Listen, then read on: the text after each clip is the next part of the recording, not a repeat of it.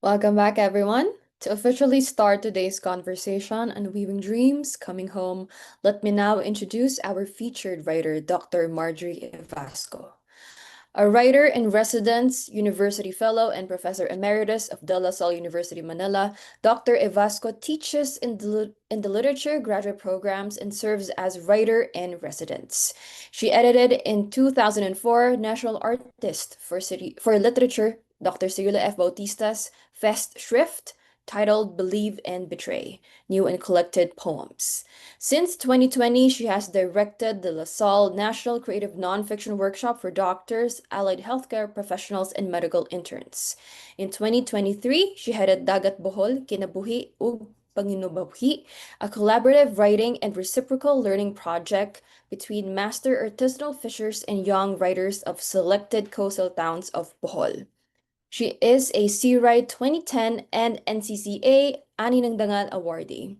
6 of her books have won National Book Awards for poetry, oral history, biography, and art, while 2 have been given the Gintong Aklat Award. She received the Umpil Gawad Pambansang Alagad ni Balagtas in 2004, the Patnubay ng Sining at Kalinangan from the City of Manila in 2005, the Outstanding Silliman University Alumna for Creative Writing in 2008, and the Carlos P. Garcia Award for Literature from Bohol, her home island, in 2011. Joining Dr. Evasco in conversation is Dr. Pia Arboleda, recipient of the University of Hawaii Board of Regents Medal for Excellence in Teaching. Dr. Pia Arboleda is full professor of Filipino and Philippine culture at the University of Hawaii at Manoa. She was director of the UH Center for Philippine Studies and the UH Center for Southeast Asian Studies, and chair of the Department of Indo-Pacific Languages and Literatures. She received her Doctor of Arts degree in Language and Literature from De La Salle University. She is a Filipino translator and produces multimedia materials on Philippine folklore. For more information, you may visit her website, pia-arboleda.com. Before we begin the conversation, let us watch together this short audiovisual presentation featuring some of Dr. Evasco's most notable works.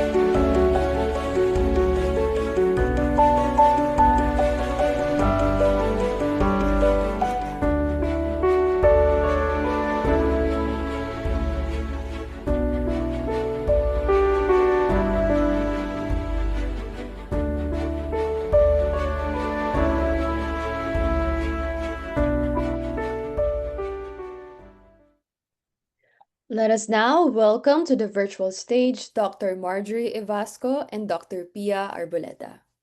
Thank you very much, Jemima, and my home department for the introduction. And good day, everyone. And aloha, Dr. Pia. Thank you for being with us today. Sorry, I was unprepared for that video and I'm like, nasira na yung makeup ko. Maalab na pagbati po sa ating lahat. Thank you very much, everybody, for joining us today. Special thanks go to Dr. Ronald Baitan and the De La Salle University Literature Department and Bienvenido Santos Center for Creative Writing. At kumusta po? Sorry, hindi ako ready.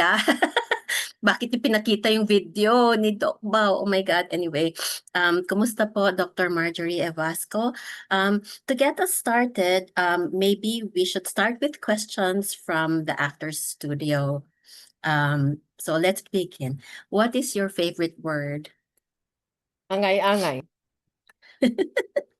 What is your least favorite word? Relatable. What turns you on? Jasmine or kamuning.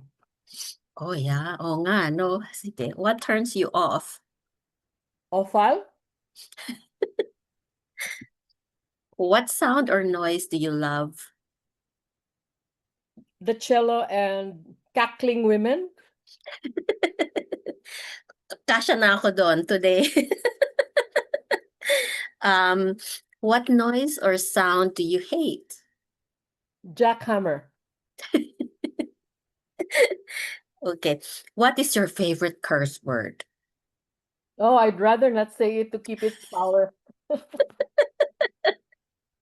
Okay lang, hindi daw tayo censored, but it's okay. We'll just keep it private for now. What profession other than your own would you like to attempt? Ornithology. I'd like to be a birder. You could start now still. What profession would you not like to do? Machine gunner. If heaven exists, what would you like to hear God say when you arrive at the pearly gates? Dayun. Dayun. Tama. And maraming salamat po for that. So because we are doing tribute also to national artist Cirilo Bautista, what maybe you could tell us what he was like as a teacher, colleague, and friend. What are your fondest memories of him? Well, he was a formidable creature already when we met. So was I. I think I was his sidekick in the department. We were almost in the same row in the department office. And I have three good memories of him because I observed him a lot. And the first one was his attentive patience with students who came to him. They did not necessarily consult with him. One of them actually just sat in front of his table and, just to maybe just be there. He was a very comforting presence, I think, to that student. And yeah, he attended to that student very patiently. And then the second is when we were doing the Festschrift. I was his editor, and I asked him, and I said, Cirilo, there are several ways of doing the Festschrift, and what would you like it to be? Would you like your colleagues to write about you and give you honor, or would you like to gather your own works? And of course, he was very sure about what he wanted. That's what I liked about him. He said, no, no, no, don't let our colleagues write. I just want my poems to be collected in one volume, especially the collections that were out of print. And so that's what we did with Believe and Betray. And I'm very happy that I worked with him on that. He was involved throughout the production or even the editorial preparation. And I like that because, authors should be involved even with the production aspect of their work. And then when I was losing my inspiration to go on in LaSalle, I wanted to resign. I had to go to him and ask him for advice because he was the wise man, the elder in the department. And he said, very quietly, he listened to my story and he said, "This is not the way you want your story to end in LaSalle." And I realized that he was talking about living artfully. In other words, it's not just your art that you do, you have to take care of the art of living, ars vita. So those are the three things that I keep remembering about him. I, for one, am glad you didn't leave De La Salle, because what would happen to all of, the people who you can still inspire the way you have inspired us. I'm so I don't know why we waited so long to do this sort of reunion. I'm so glad to see some of our dear friends in the audience. So you called Dream Weavers the Book of Origins. Did you always want to be a writer? Was it a deliberate choice or something that happened by accident? Well, I always loved reading, and so I think more than a writer, I'm a reader. I'm a very enthusiastic reader. And so, how old were you when you first started writing? I think I was maybe 4 or 5 years old, but that was because I was writing my grandparents. I was writing letters to them with the help of my mother, and so she would send my little notes and letters. So I had that correspondence with my maternal grandparents, and then I kept reading books. So my mother introduced me at the age of 7, I think, or 6. We went to the public library of the city of Tagbilaran, and she taught me how to borrow books from a public library. And so that's my Wow. reading life. Wow. Wow. I didn't know that. So thank you for sharing that. Um, what did it feel like to hold the copy of your first book? And did you have the same feeling after you received the copy of your succeeding books? The feeling that I can say right away now is gratitude for all the printers, first the publisher, of course, and the editor, the proofreader, the artist, the designer, the printers, the manongs that were doing the even the paper suppliers, because you have to find good paper binders. I think it takes a whole community to bring out the book, and that has always been my feeling when I received my first copy. And I said, if it is beautiful and it's a beautiful piece of, like, it is a book that you can treasure. I think one has to be grateful for all the work that went to it.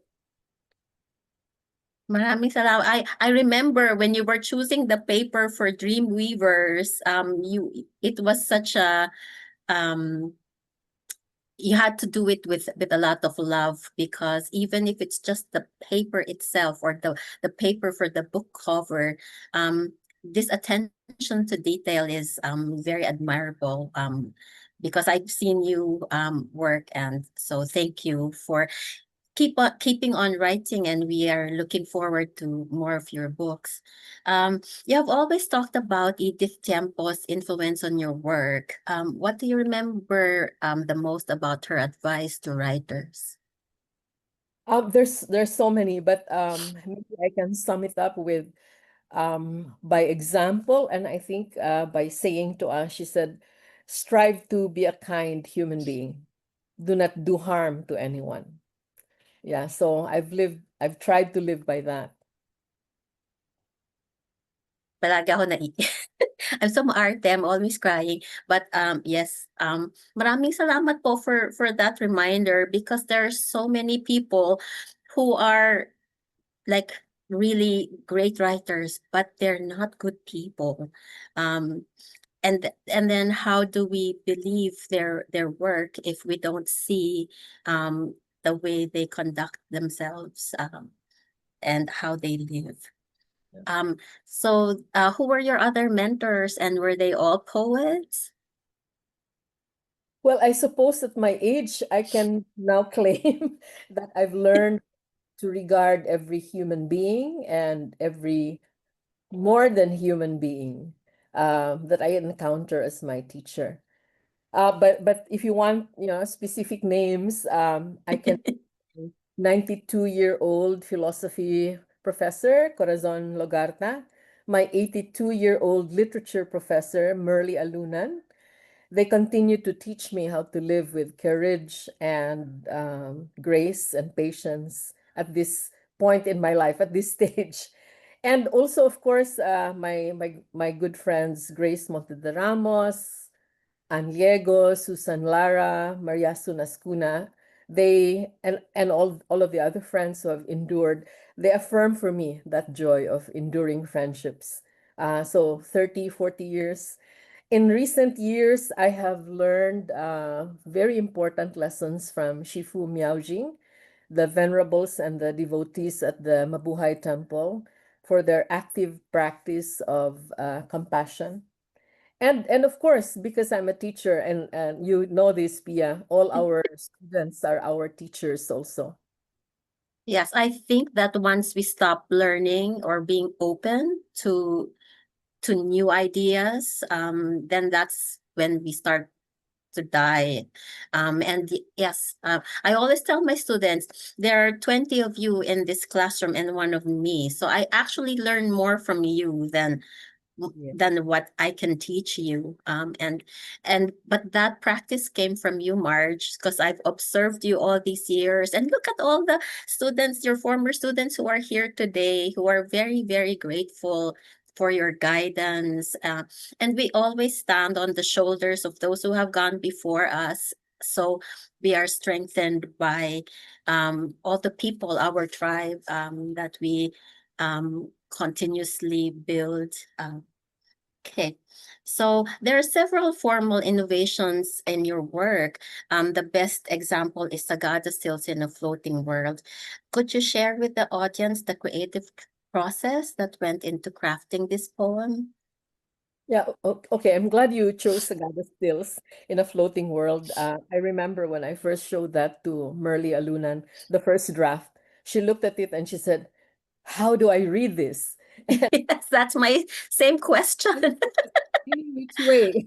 Well, anyway, I think I had traveled to Sagada in 1990, and at that time, I was very fascinated by the photographs, the stills of Eduardo Masfere, Mhm. of the peoples of of the north, no? The Cordillera. At that time, I was also reading the newly released book, and I was very fascinated by the tanka of Buddhist poet Izumi Shikibu. So that's why she's there in the poem. It was translated into English by Jane Hirschfield and Mariko Aratani. The book is Ink Dark Moon. So I was reading that. The only conscious process that I can, share now is I was very curious about how a polyvocal poem would look on the page, on the blackened page, and about other ways of loving that can be predicated by the subjunctive. Because we know that you can write in the traditional using traditional forms. When I saw that poem, and actually when I first heard you perform it with a friend, because it is a poem in two voices, in the beginning you think it's traditional, and then suddenly it just it I was mind blown, and still am when I think about that experience.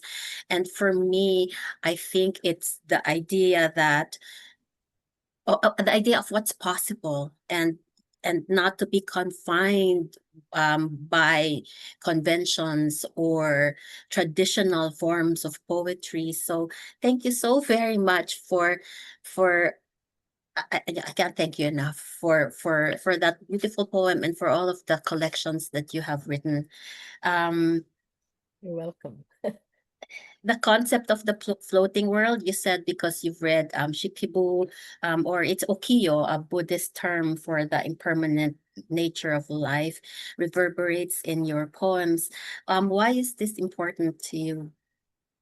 Well, I've always loved the Japanese culture. And when I was reading Jane Hirschfield a little bit more, I realized that her Zen Buddhist training was very much into I mean, she incorporated it into her art, and I've been fascinated, and I'm deep into the study of the Buddhist view of the impermanence of life, no? Transience.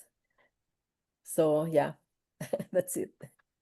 When I look back on my desire go to Japan, which I actually did because you told me to manifest, right? So if you want something manifested, I think it was because I was looking at your desk and you'd have like your teapots and your calligraphy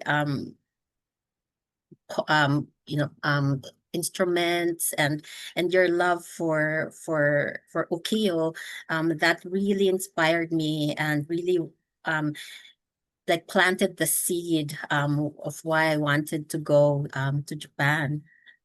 Um, so how have your travels influenced your writing? Well, since travel really opens you up to some adventure, it has been one of the things that I always do in my life. In fact, I'm looking forward to traveling very soon to Europe. Um, and yeah, and having memories there. But I think it's because I identify with the metaphor of the peregrine poet, or sometimes the pilgrim poet. um yeah, as a young as a child, I was already traveling with my parents. My Oh, grandparents were living here in Manila, so I took the other way, or route. When we had the long vacations from school, I would go from Tagbilaran and come to Manila by boat, no? And that was how I learned to speak Tagalog from my neighborhood mates in Santa Ana. And so, travel is part of me, and I think it's also a Boholano trait. We are seafarers. But my first travel abroad was in India in 1979.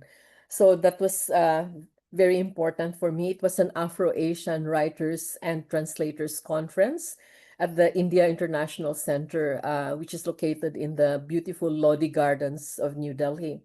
wow. There was a workshop on translation, and that was the first time I really deeply felt the loss of our pre-colonial Baybayin script, because the writers from Bangladesh, from India, from Mm-hmm. Iran, they were all writing in their own beautiful scripts while I was doing the Roman. And I said, we used to have that, but I was not taught it. I knew I had to relearn it, and I'm happy I have relearned it. So thanks to Howie Severino, who is into the use of the Baybayin, and of course the Visayan Baybayin is also there. So yeah. So travel teaches you what you have and what you don't have. Or what we've lost or forgotten too. You'd be happy to know that our students here are learning the baybayin.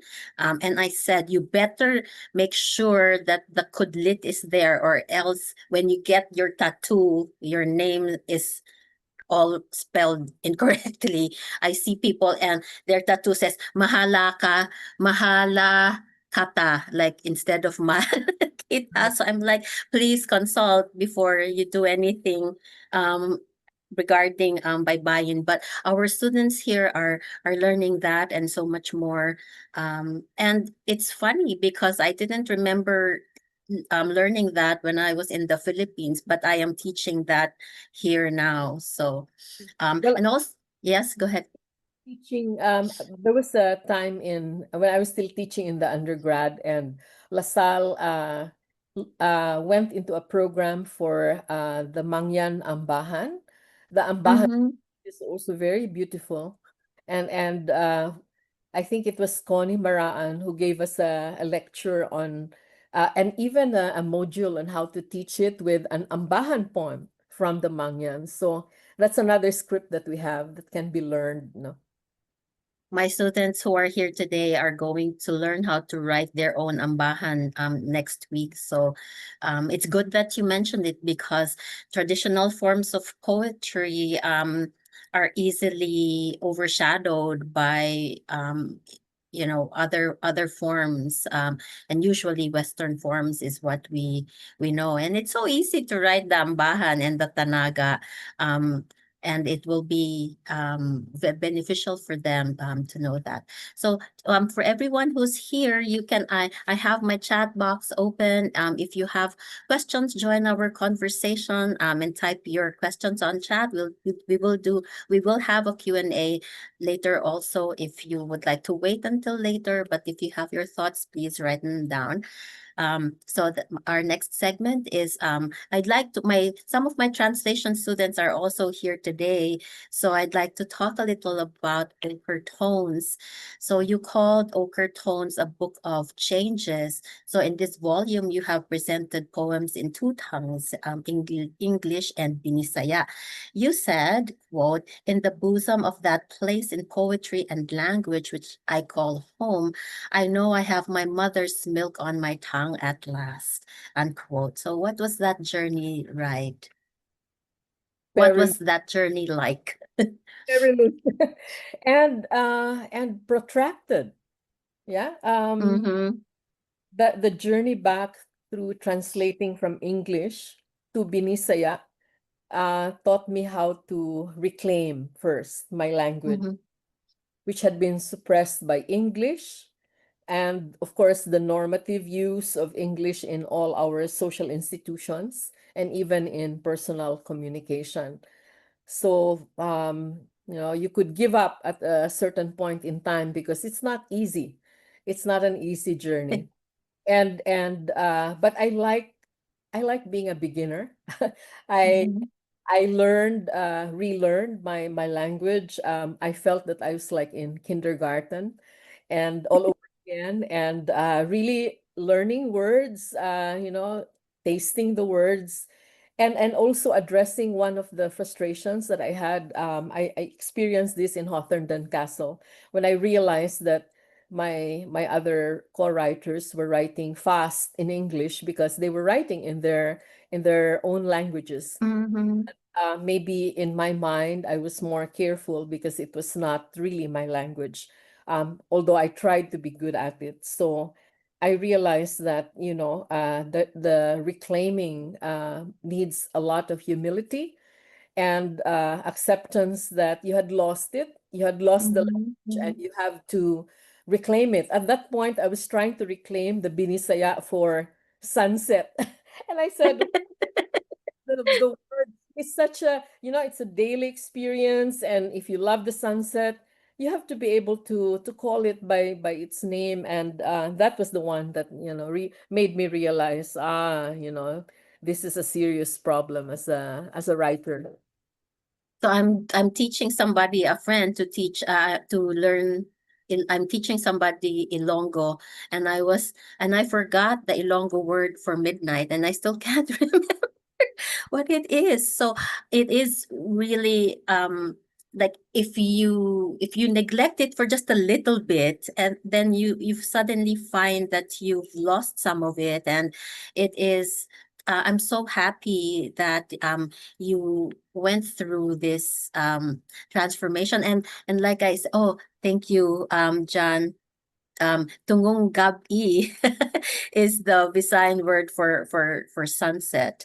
Um, and you did mention that it was in Scotland that you first realized that you needed to go back to Binisaya.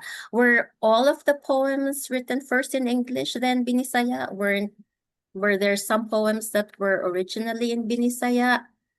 Well, when I was going back to my language, I knew that translation was the way to do it, because the poems were already there. So it was mainly the poems that I had written for ochre tones. And then once I had the collection, I had the numbers. I went to the editor of Bisaya magazine, the literary editor, no less. He was very, very strict. Santiago Pepito, and then I said, Manoy, can you please read it and tell me whether I am in the right track? Am I getting my Binisaya correct? Meaning to say, am I sounding the way I should? And he said, okay, give it to me.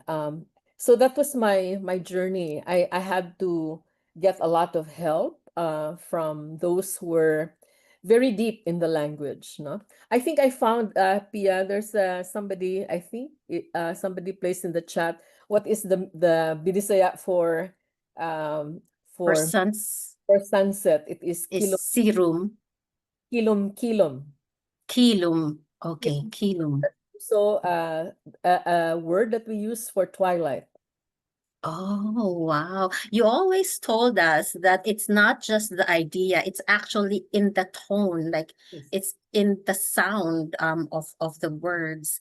Um and and I'm not, sometimes even if it's a bit strange, but it sounds good, then you put it in your poetry, and that is such a beautiful process, and it's something that would free us, because usually a poet's training, a writer's training is, okay, be exact and count the syllables. But sometimes it's also the how it feels, really. It's the intuitive process that goes into the writing.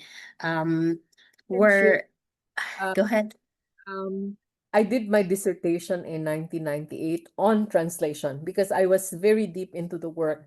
And so I said, well, since they were pressuring me to finish already my my dissertation, uh, I said, okay, I'll do translation. And so I read up and I theorized on translating poetry as transcreation in four Mm-hmm. theories of Tehaswini Niranjana, who maintains that translation is a political act and that post-colonial translation can be a site of transformative resistance. So the one-on-one correspondence is not anymore important. Doesn't work. Not all the time. It's an incommensurable gap between the cultures. Yeah. So I was not into, one-on-one correspondence and so on. This thing about faithfulness and fidelity, we threw that out of the window. Okay, my translation students, please take note. They will work on their translation project soon. So would you rather, do you prefer people to translate your work, or would you rather do it yourself? Well, I have done already the translation work, and as I said, it opens you up and your linguistic skills in a very different way. Not to have two languages. In the Philippines, we have more than two, actually. Like I Mm-hmm. navigate Waray. I can understand Wow. 90% of Hiligaynon and Akyanon, as I told John Irimil Chudoro. So there is I think, a natural skill for us, because we're an archipelago, to speak many languages. But it is also a joy to actually find your work translated into world Mm-hmm. languages. That's very exhilarating, no? But even if I cannot read in those languages, it's nice to see them in, let's say, in Korean script, or I actually heard, because I can understand Spanish, I Mm-hmm. actually heard translations of my poems done by poets in Latin America. So I really enjoyed the poems translated by Nicolas Suizkun. He died already. He comes from Bogota, and then there was also the late Francisco Ruiz Udiel, of Nicaragua. There's Wow. Amanda Fleites and Susana Hogue Morales of Cuba. And of course, here in the Philippines, no, in Manila, we have very beautiful translations into Spanish by Alice Suncua and Jose Pons Guardiola. So I was thrilled to hear them being read by my Spanish reader in Mm-hmm. festivals that I joined, no? The Festival Internacional de Poesía de Medellín and the Festival Internacional de Poesía de Granada of Nicaragua. And then just this year, early, I think that was June or July, I was happily surprised to learn. It came out of the blue because I did not apply for it. A translation into French of my classic's poem, Oh. Birds of Paradise This will be part of the 100th year celebration of the Cité Internationale Universitaire de Paris. And this will be part of the public art installation of French-Canadian sculptor Michel Goulet. The title in English is Take a Stand. And it consists of 47 garden chairs and one chair for every poem to be installed at the university's park or garden. And it will open this September 17. So since I cannot be there, I asked two friends, the poet Carla Kim Sing, who writes in Mhm. Cebuano and Hiligaynon, no? And her husband, who is a musician. So yeah, that's exciting, because then one can go to that garden and then, choose a seat and sit down with the words of the poem that are on the chair. And then maybe if you have a companion, maybe a lover, maybe a friend, you can talk poetry rather than look. Wow, amazing. So it's a full experience, including the sitting and looking up at the stars. And it's we should have more of those events then. Because I mean Zoom is good, but there are also it opens a lot of possibilities, but there are also limits to what Zoom can and cannot do. So um okay. Oh, you dedicated ochre tones to your father, Florentino Marial Evasco. So what things did you learn from him? Well, first of all, my hardcover complete works of Shakespeare in Bible paper was bought by Wow. me, and I keep that until now. That's one of the books that I will not give away. And Mhm. aside from the Noli and the Fili that I read in high school, the complete, not the abridged version. This the complete works of Shakespeare. These are the three books that I really read and recognized as serious literature. And I think for those who want to learn a little bit more about my father, when I was invited to the Davao Writers Guild workshop in 2009, I delivered a lecture titled The Obligations of the Writer, which I dedicated to him. And it is now published in the Dagmay online journal, so you can access that. But I accessed it also because I don't have a copy of that. And let me just read what I had written about him, very short. No, I said, each lifetime is an immense journey towards a reflective understanding of the mysteries which call to us the invitation to discover our own truths. For my father, who crafted fine furniture with his hands, it was the mystery of trees that led him deeper into himself. When he planted Nara and mahogany trees in the mountains of his hometown in Maribohok, Bohol, or when he worked with wood to shape it into a child's crib, a grandmother's rocking chair, or a daughter's four-poster bed, his hands knew the joy of caressing that mystery. I used to watch him work silently, and because I asked, I eventually learned the names of the tools and materials that inhabited his workshop. Martilyo, lansang, sapilya, gabas, eskwala, panunton, limbas, barina, tigib, suelas.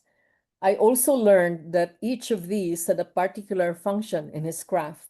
As a master craftsman, he handled his tools carefully, efficiently, hardly wasting any material or energy in doing the work well.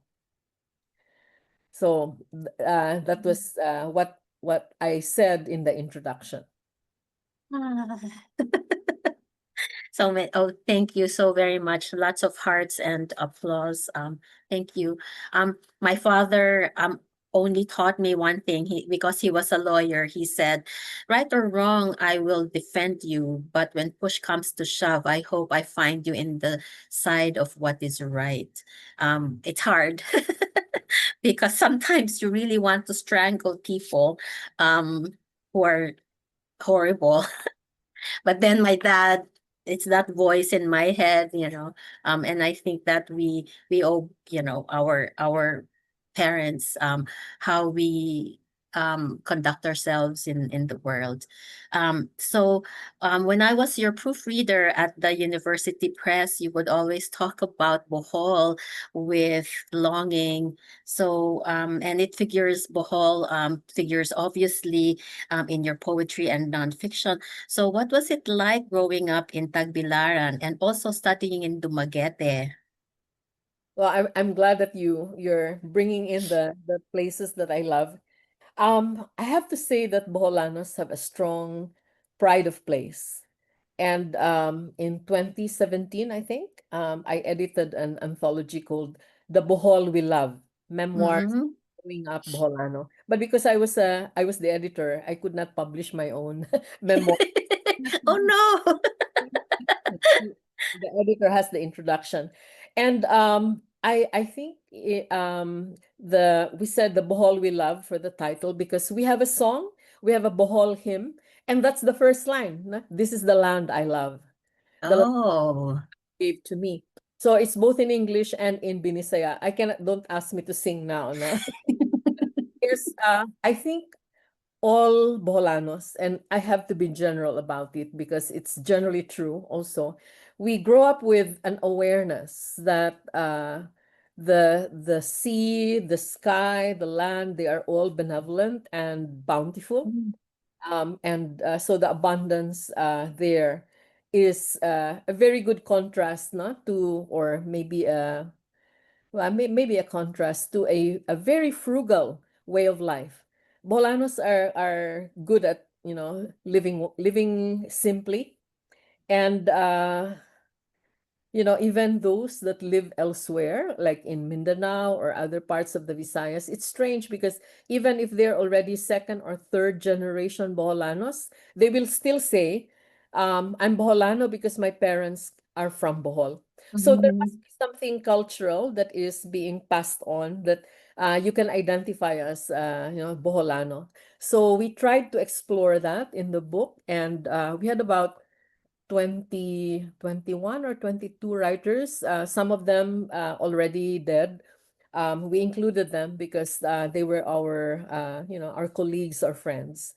And so I think that was my formative experience as growing up Boholano. And then I came to Siliman in 1976, and that was for the writers workshop, no? My students are amazed but by how old was.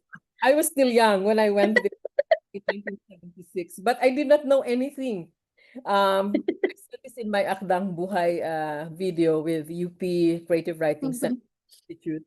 I said I did not know that my teacher, Merly Alunan, she said go to Siliman, and she wrote me a very beautiful introduction to the tiempos.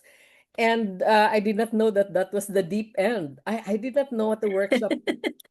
And when I realized that it was like that, there were moments when I wanted the floor to open up and eat me up because I was so uh, pure about the things that I had submitted to the workshop.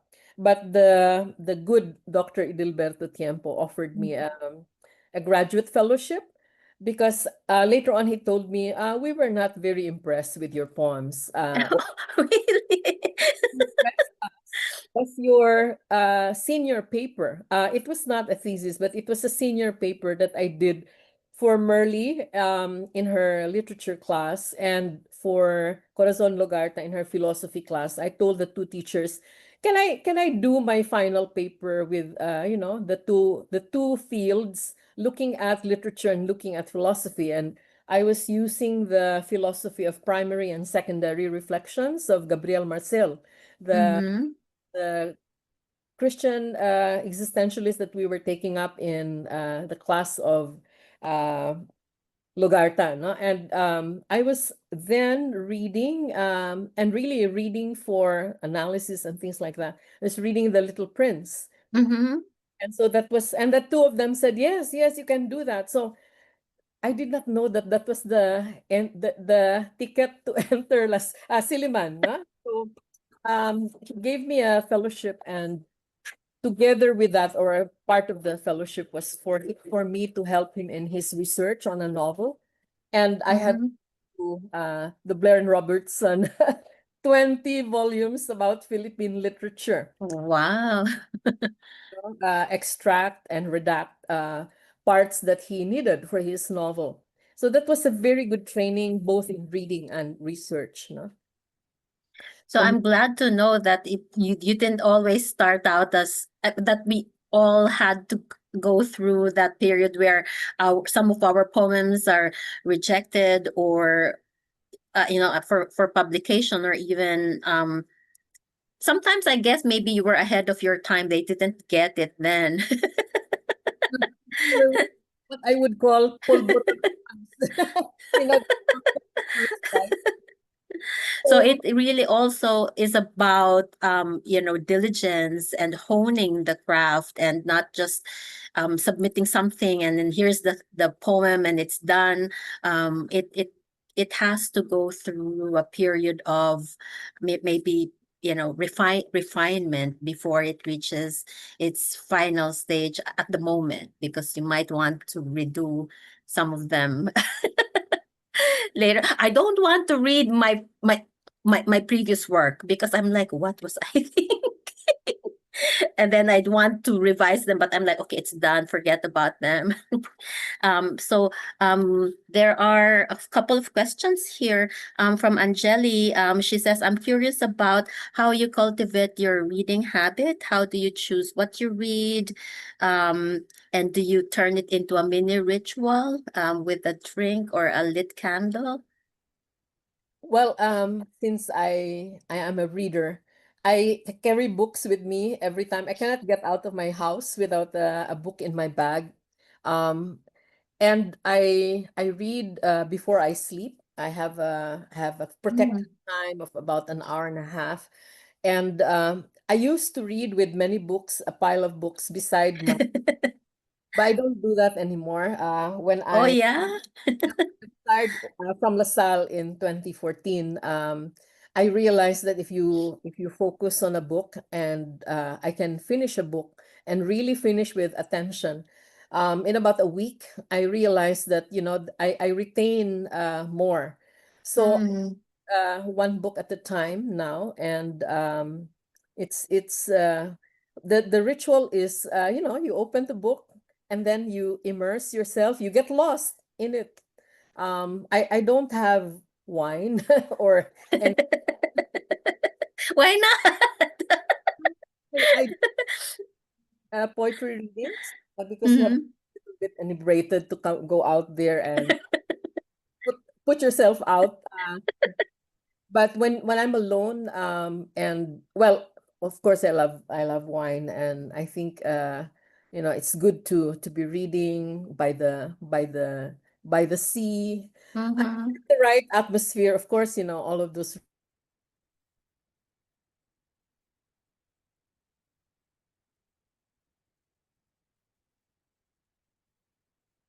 But ordinarily it's just me and the book and a table maybe. Yeah. Nice. One question from Giovanni Caballero. Is Kilom Kilom really the translation of sunset in Binisaya?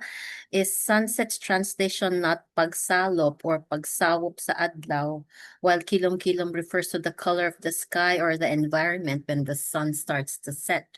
Yes, that's thank you very much for that, no?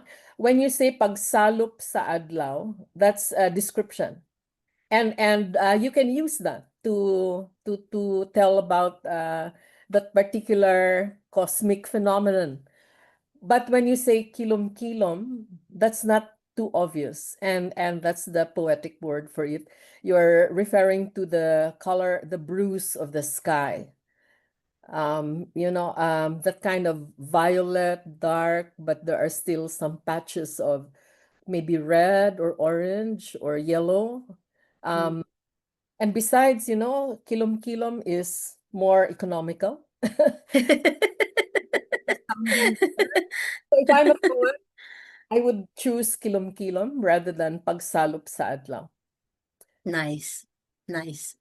So again, we go back to the sound. What does it sound like? Last week we discussed your 23rd World Music on the 23rd Day of Rain, and Alex Savelia wants to know if you really deliberately put 23 words on the page. No, no. In fact, thank you for that question.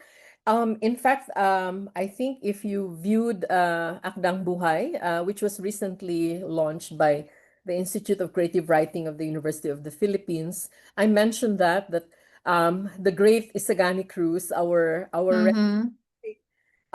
when that first came out, or I think I must have given it to him, he came back to me and he said, "I know your secret." And I said, "What?" And he said, "There are 23 words in this poem." And I said, "I just tried to write a haiku." Said, "No, no, no, no, count all the words, including your title." And I did. I did count. And he said, "Wow, tama siya, no?" That's why he's a critic. That's why I'm just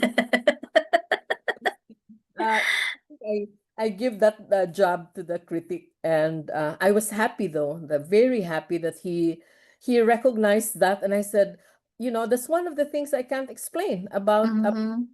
composing poetry. There's something there out there probably that works. I don't know until now. I Mm-hmm.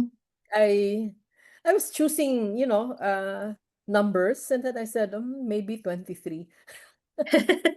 So that's where the magic happens actually. Isagani actually told us the word for inspiration. It's like comes from inspire, like a spirit has taken over, and then you start to write. So there is a divine influence. We think we are such good writers, but actually the inspiration must come from a higher power, some things that we can't always control.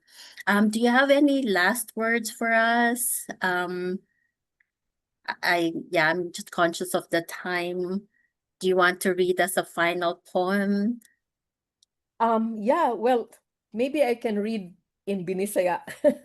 And Yes, please. and also, of course, for those who do not understand the language, I can read the English translation. So this is Ang Tikarol Bakadto. Kini ang paagi sa akong pagpangandoy sa bathala, dinhining isla. Uban kanimo karong adlawa, sukaranon ug asul, sama sa dagat nga nagpahumok sa atong mga tiil sa asin, ug nagda sa buhing bawod sa atong mga baba. Nagduwa sa mga tono sa atong kinaunhang pinulungan. Asul ang bathala. Miawit ang magbabalak Juan Ramon Jimenez. Nahubog sa pangandoy ang iyang buhok, kilay, pilok, nahimong asul daw mga pako sa tikaron. Kini ang langgam nga mihangop kanato dihang miabot ta sa sidlakang likuon ni ining isla. Nagtug-an kanato ang mahiktin natong utlanan sa usag-usa mapapas sama sa hangin, mutuhop sa asul sa kaalindangahang kalangitan ug mga bukidnong buwak. Dinhi sa atong gilingkurang batong at gitabunan og sagbot sa dagat, natagamtaman kog kalit ang asul nga migakos kanato. Kining bato, isla, nausog nga hangin, ang atong gilayon ug ang panaghiusa nga sa kaugalingon nga atong gipangandoy. Mikaylap sa akong utok ang asul nga kilat nga nagkayo. Naghatag sa tubag nga atong gigukod niining tibuok adlaw. Nag-awit niini ang mga bawod, naglupad-lupad dinhi ang tikarol. Migamot niini kining isla, ang pangandoy sa bathala asul nga tinaw, ang bulok diin manihag-sihag ang atong kalag. And here's the English of it. Is it the kingfisher? This is how I desire God on this island, with you today. Basic and blue, as the sea that softens our feet with salt and brings the living wave to our mouths, playing with sounds of a primary language. God is blue, sang the poet Juan Ramon Jimenez, drunk with desiring. His hair, eyebrows, eyelashes turned blue as the kingfisher's wings. It is this bird that greets us as we come round the eastern bend of this island, tells us the hairbreadth boundary between us is transient as the air, permeable to the blue of tropic skies and mountain gentian. Where we sit on this rock covered with seaweeds, I suddenly feel the blueness embrace us. This rock, this island, this changed air, the distance between us and the self we have longed to be. A bolt of burning blue lights in my brain, gives the answer we've pursued this whole day. Sea waves sing it. The kingfisher flies in it. This island is rooted in it. Desiring God is transparent blue, the color which makes our souls visible. I have no words. I have only tears. Thank you so very much. My mentor, my idol forever. Maraming salamat po, Dr. Marjorie Evasco, for sharing all of those insights with us today. I will carry this for many more years to come. Maraming salamat po sa ating mga audience. I'm sorry we couldn't get to all of your questions, but you could email us and maybe our poet will happily respond to some of the questions that we didn't get to today. Maraming salamat po sa ating lahat. Back to you, Jemima.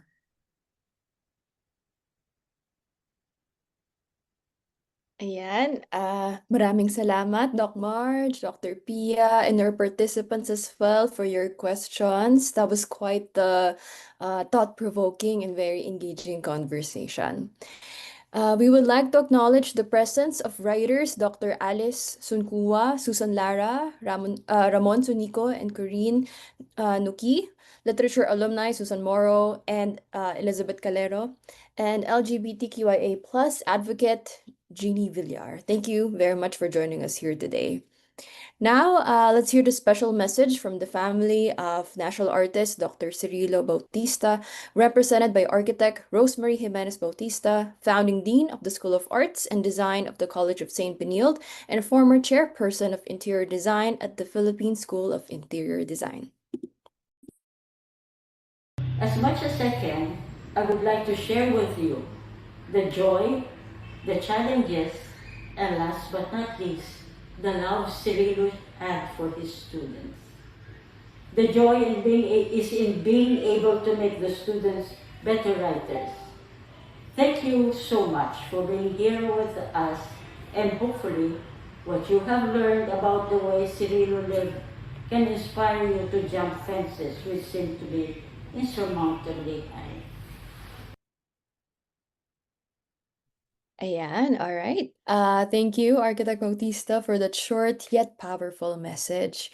To deliver the closing remarks, I'd like to call on Dr. John Iramil Teodoro, Director of Bienvenido and Santos Creative Writing Center, full professor of literature at DLSU, and recipient of the 2019 Sea Right Southeast Asian Writer Award from the Kingdom of Thailand.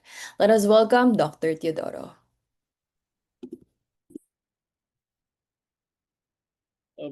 Good morning, Manila, and good afternoon, Hawaii. First, let me thank the following people for making this event a success. To Dr. Marjorie Evasco, our featured writer today. To our good friend Pia Arboleda, I always think of her as the Baguio girl na my photography shop. Our collaborator at the University of Hawaii at Manoa. Dr. Ronald Baitan, the quiet force behind this event.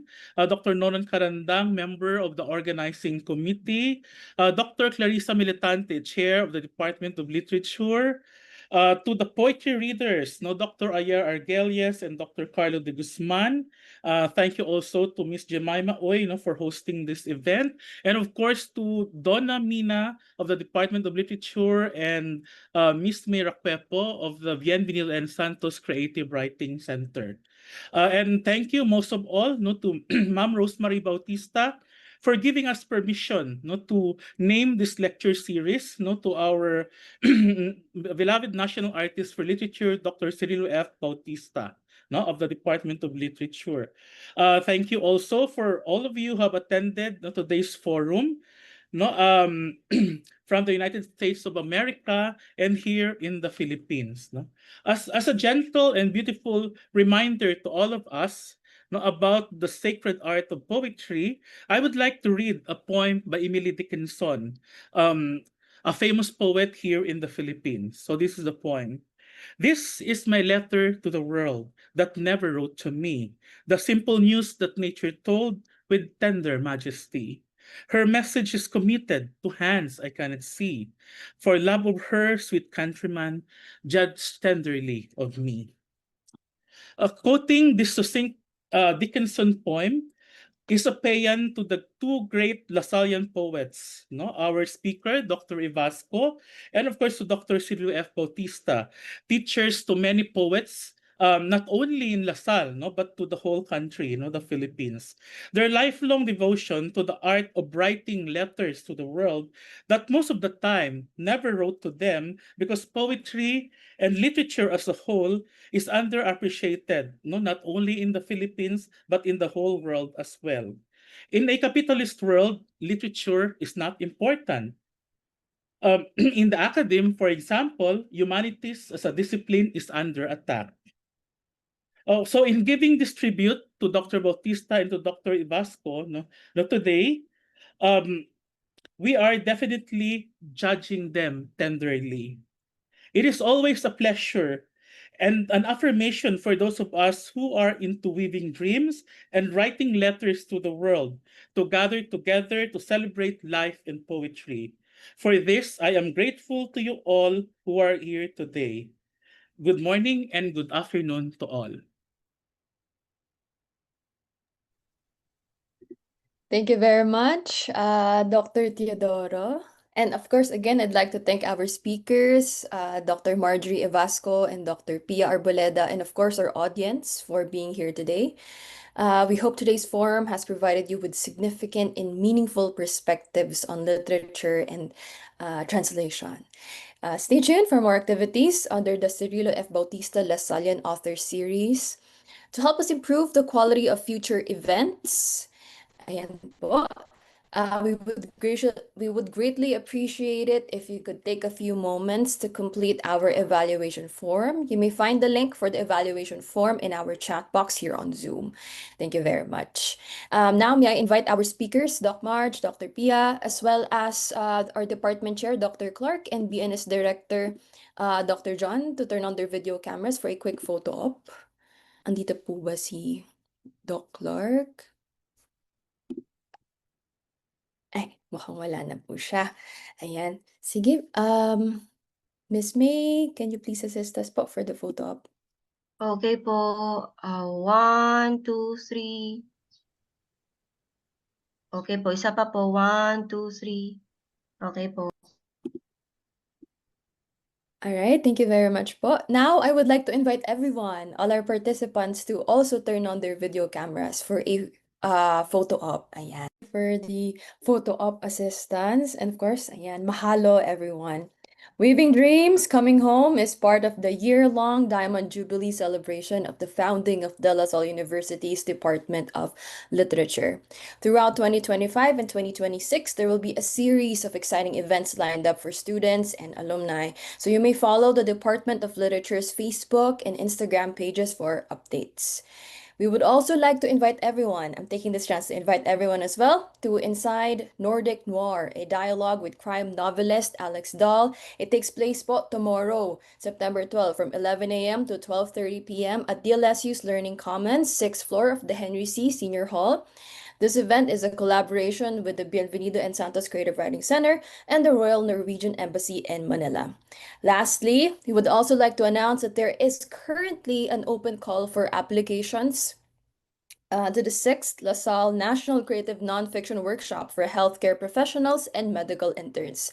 This hybrid two-part workshop is part of BNS efforts to boost collaborations and critical creative exchanges between scientists and artists, to train healthcare professionals in the art of life writing, and to give value to the stories written by your healthcare professionals in caring for our people and building the nation. Today's featured writer, Dr. Evasco, will serve as panelist for this workshop. Interested applicants may submit their application portfolios until September 30, 2025. For more information po, you may visit the Bienvenido and Santos Facebook profile. Those are all our announcements. Again, we would greatly appreciate it if you could complete the evaluation form. Your feedback is very important to us. You may find the link in our Zoom chat box. It was sent by Miss Donna Mina. Ayan, thank you very much po. Again, I am Maria Jemima Uy, your host for today's program, at maraming salamat po.